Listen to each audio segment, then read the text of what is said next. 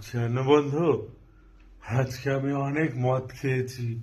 তোমাদের পাড়ার ছেলেদের সাথে পিকনিক করেছি, প্রচুর ড্রিঙ্কস করেছি। আর ভালো লাগে না, মনে হয় যেন মরে যাই। মরে গেলেও হয়তো আমি শান্তি পেতাম।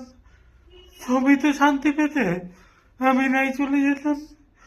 তুমি যা যা বলতে সব আমি ওদের বলে দিয়েছি। কেন জানো? আমি বুঝতে পারিনি কেন আমি এত কষ্ট পাই। কেন এত কষ্ট পাই তুমি জানো? তুমি আমায় বলতে যতদিন তুমি থাকবে আমি তোমার পাশে থাকবো। কেন তুমি এটা করলে আজ আমার সাথে? ওদের কথাই কেন তুমি এটা করলে? একটা ছেলের জীবন তুমি নষ্ট করে দিলে। আমি জানি না আর বাঁচবো কিনা। আমি মরে গেলেও তোমায় হয়তো বলতে পারবো না, কোনোদিন আমি পারবো না। তুমি